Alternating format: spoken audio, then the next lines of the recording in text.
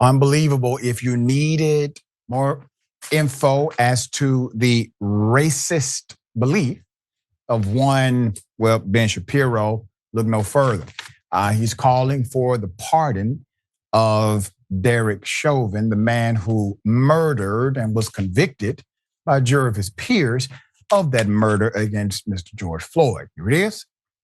If we are issuing pardons, however, there is one person that President Trump should pardon from federal charges forthwith.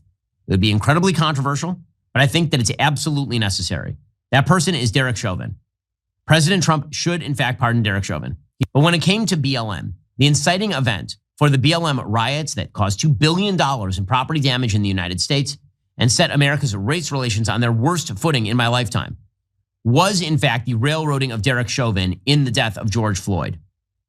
The evidence demonstrates that Derek Chauvin did not, in fact, commit murder of George Floyd. George Floyd was high on fentanyl. He had a significant pre-existing heart condition. Talk about delivering pardons. President Trump, I think, should really seriously consider pardoning on federal charges. He can't pardon on state charges Derek Chauvin, who was convicted of the murder of George Floyd.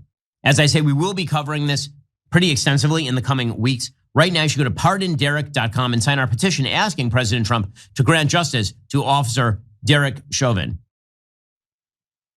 Now, who is backing the play? Well, Elon Musk, who decided to repost this in solidarity with such an offensive thought. To pardon a man who murdered a black man while being recorded doing so. Sharon, just when you thought it could not go any lower, they figure out how to knock the bottom out of low and go even lower than that. What say you? These are punks and fools. They're agitators and gaslighters. That's all this is about. Boy, oh boy, oh boy, oh boy, oh boy. So we got to talk about the liberal blacks who are upset with Ben Shapiro over the fact that Ben Shapiro is pushing President Trump to pardon Derek Chauvin. Now, a lot of these individuals are now boohoo-whining, crying racism, hate, bigotry against Ben Shapiro for suggesting that Derek Chauvin should receive a pardon for his federal charges. Now, here's the issue with that. The issue is that Derek Chauvin was also convicted of state charges, okay, manslaughter, second-degree murder, third-degree murder, and therefore, even if he was pardoned by the president, he still would have to face time in state prison, okay? So, effectively, a pardon would not really help Derek Chauvin with his freedom, but at the same time, I personally feel like the president should consider pardoning Derek Chauvin. And one of the reasons why, as Ben Shapiro laid out, has to do with the fact that I don't think that he murdered George Floyd, okay? I personally believe that George Floyd died due to a totality of the circumstances, mainly the fact that he had heart disease, along with the fact that he had drugs in his body, like, for example, fentanyl, okay? I think that he was ODing at the time, and it just so happens that he was getting arrested, okay? And Derek Chauvin ended up doing what most police officers do in a situation like that, okay? I don't think he did anything outside of what normal police would do in a situation like that. And George Floyd happened to die, okay? And I don't think that Derek Chauvin was the main cause of that. Now, some people may find that to be a controversial opinion, okay? Some people may say, oh, the black conservative said that Derek Chauvin didn't murder George Floyd. He is sellout. He this, he that. That's what the race hustlers like the Amazing Bottom and all those, they'll be making videos upset about my opinion on Derek Chauvin. But more so than anything, I believe that pardoning Derek Chauvin sends a message to law enforcement that the federal government is behind you. And I think that this is an important message to send to law enforcement, to police officers around the country. And one of the reasons why is because of the George Floydification of this country. The George Floydification of this country has led to a mass shortage of police officers. Nobody wants to be a police officer anymore. Mainly straight white men do not want to be police officers anymore, which again is why we have a shortage.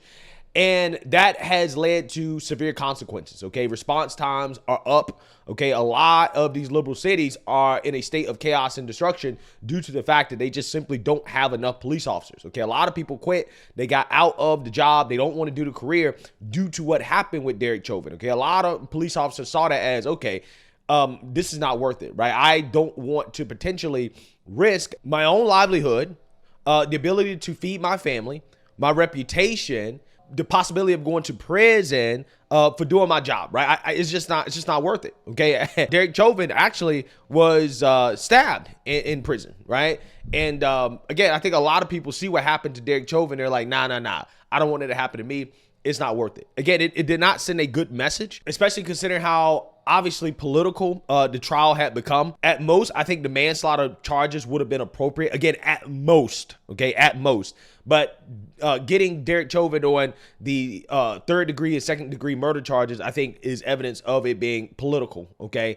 And that's why they got him. So they made him a sacrificial lamb that sent the wrong message to this country, and we're still facing the consequences of it. I really do believe that the George Floydification of this country is one of the worst things to happen to this country over the past few years or so.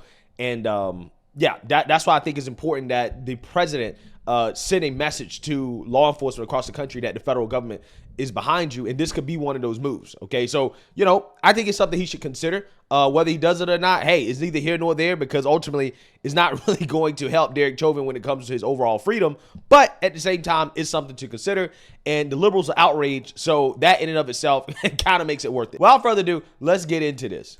I'm tired of having fake conversations, so we just have to say this is gaslighting, right? So this guy was convicted by a jury in a state court. So no matter what Donald Trump decides to do, if he issues this federal pardon, he's going to sit in jail. So what's the purpose of it?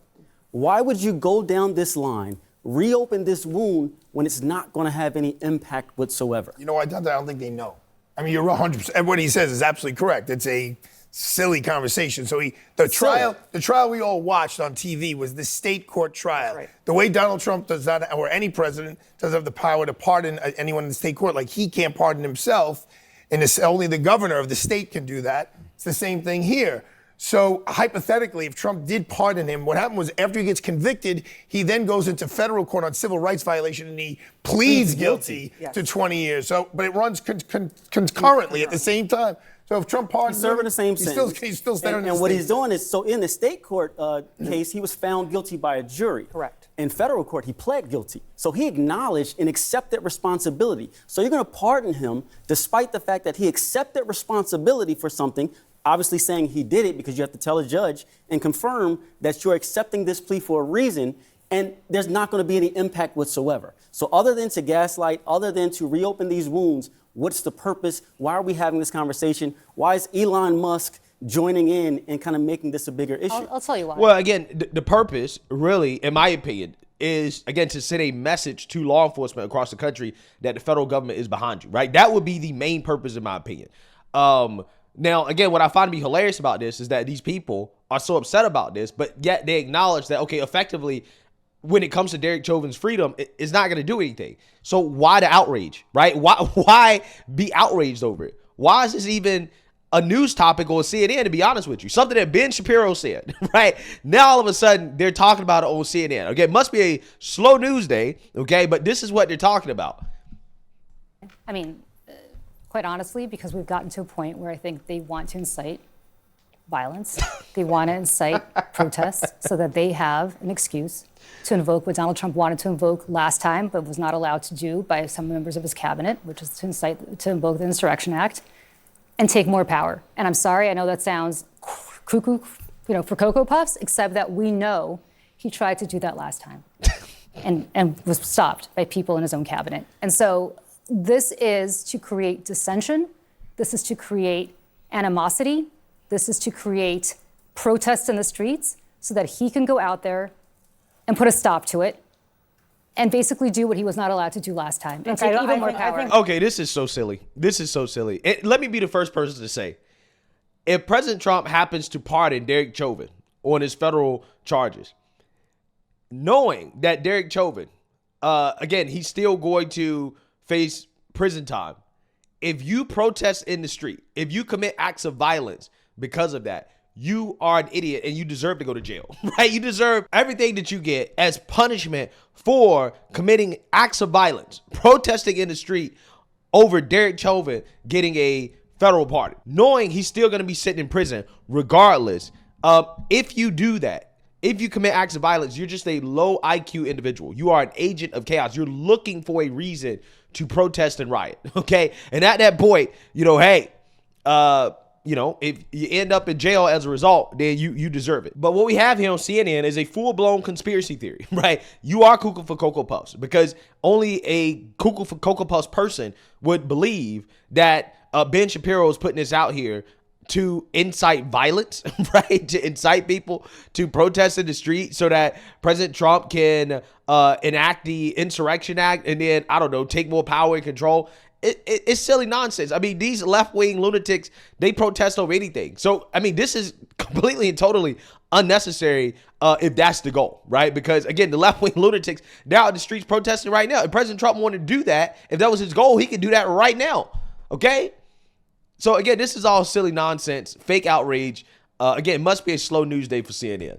We can't avoid the racial message. Yep. Right. Absolutely. That is the being sent, the dog whistle, and I think it's a lot about dividing people, otherizing people, and just having this conversation is about that. The way that they're treating Latino immigrants, it's about that. It's about making certain white people feel better, more powerful than Black people, Latino people, immigrants. You name it. It is find that. the group that you can define as quickly, other. I spoke with the brother of George Floyd, Philonise Floyd, who was there on the ground for a very long time. And I just wanted to read a statement. In talking to him, I covered this from the very beginning to the very end, stayed in Minneapolis for about a year and followed the trial and followed the case and was there during the protests. So here's what George Floyd's brother said to me. He said,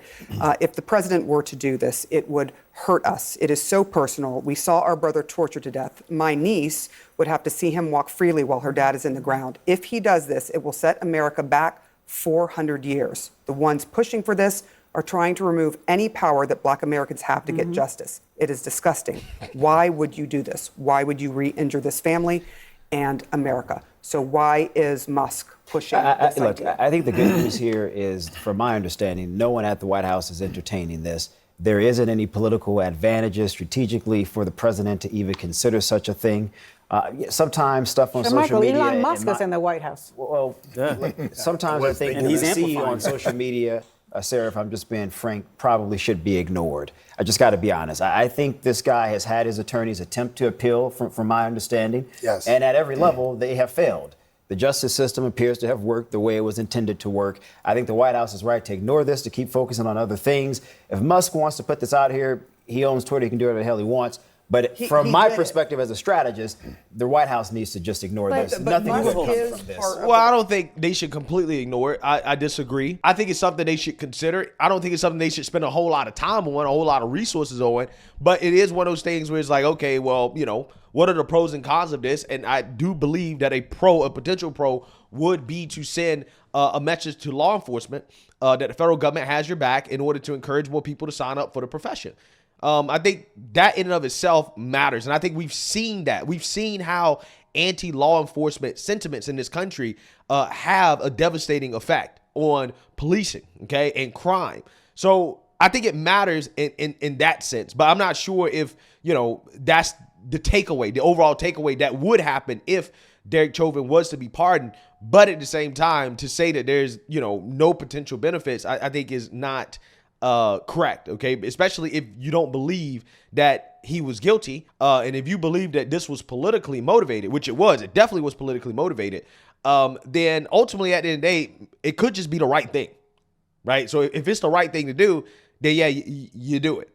If you personally believe that it's the right thing to do as the president. But I don't know how President Trump feels about it. Regardless, I do think it's fair to consider it, okay? I don't think that this is motivated by racism or hate or anything like that. I think it's motivated by the fact that there were a lot of devastating consequences that happened in this country as a result of George Floyd And I think it's important to try to right that ship, okay? Because our country definitely has been headed down the wrong path since that happened. Again, it's one of the worst things to ever happen to this country, in my opinion, and we still have not recovered from it. White House. And Musk is retweeting this to 319 million people. So he's putting it out there, and when Musk says things, Donald Trump listens. So what do you do about it? I don't think the president's going to listen to this. And should we ignore it? Because we're put in a position where do we ignore this issue of gaslighting, of trying to incite things, and just act like it's not going to happen because there won't be nothing will come of it because he'll still be in jail? Or do we focus on it and try and make it an issue? So now you're putting us in a position to have to decide, do we want to address this or not? But hold on, let's look at where it's coming from. Well, you shouldn't be addressing it at all, to be honest with you, because ultimately with the liberal media now making this a national news story, something that Ben Shapiro said on his podcast, now all of a sudden there are conversations about it. Right now we're all having conversations about it, something that we otherwise would not be having a conversation about had these people decided not to engage in this fake outrage, right? Claiming that Ben Shapiro is trying to incite violence. Again, you're an idiot if you commit acts of violence over Derek Chauvin being pardoned. Okay, you are an idiot. You deserve to go to jail. But the reason why they're having this conversation is because they're trying to low-key send a threat to the president, right? They're trying to tell the president that, hey, if you do this, you're going to quote unquote incite violence, aka the left, okay, the race hustlers, the activists, BLM, they're going to commit violence if you do this. Okay, that's what this is. That is the whole point of this conversation. The whole point of this conversation really is to say that if the president does this, then they're going to commit acts of violence, right? That is the left. When they can't get their way, when they're upset, when they're mad, the first thing they do is they commit acts of violence. And it's your fault for making them do it. It's not their fault for doing it. It's your fault for making them do it, right? That's the argument being made here. This isn't coming from someone at the Department of Justice. This is coming from an entertainer. That's what he is, Ben Shapiro. He's an entertainer. And look, it worked. It worked. Exactly. It's a topic tonight on this #1 rated show on CNN. Because the head of Doge. Someone who spoke at the cabinet meeting. Someone who was there yesterday. We are all driving people to go watch Ben Shapiro right now. We're all driving people. What did he say? What's going on? Arthur, It worked. with all due respect, he puts these kinds of people in positions of influence. Dan Bongino is now the #2 guy. That's your buddy. No, not my buddy. Believe me, not my buddy. At the FBI, right? Pete Hegseth is running the DOD. I mean, these are all people who you could have said 6 months ago were the same jokers whose job was to go on TV or go on their podcasts and get ratings, and now they're in positions of influence. He's dismantling. He's dismantled the civil rights. Yeah, Bongino had some. He has the civil rights department at the DOJ, the departments that would be in charge of investigating cases like this at a federal level have ceased to exist, basically. And we can't ignore that. That the person who is now talking about DEI being a problem, dismantling things at the Department of Justice and everything else, is talking about Derek Chauvin needs to be pardoned. Those things don't happen in a vacuum. They're all coming together for a reason, and we can't ignore it. Until the Justice Department, until the White House, or Caroline Leavitt, the president's press secretary, says the president is considering this, I think this is a nothing burger. I think we can move on. Elon Musk tweets a lot of things. Do we debate that President Trump is now considering every single tweet that Elon Musk puts out on X every single day? Absolutely not. I think we should put that in that category and keep it moving. And not speak up and say, hey, guys, this shouldn't happen. We don't have the right, or we shouldn't do that. The White House isn't considering this. The Justice Department isn't considering this. So as far as I'm concerned, I don't think anything. And you think it's a bad idea? Okay, of course I think it's a bad idea. Let me throw Yeah, so you see that, you heard that. Hilarious. Hilarious. The main takeaway here being that the left, they're telling you, hey, if you do this, we're going to commit acts of violence, right? That is a threat. Essentially, they're threatening the president. They're saying, don't do it, or else there will be consequences if you do it. And again, this is how the left operates, okay? If they can't get their way, the first thing they do is to say that, well, you're making me commit acts of violence. And, it just so happens that President Trump does pardon Derek Chauvin. Anybody that commits acts of violence as a result should face the maximum punishment under the law. So let me know what you guys think. Make sure you like, comment, and subscribe. Most importantly, share a Black conservative perspective. Peace.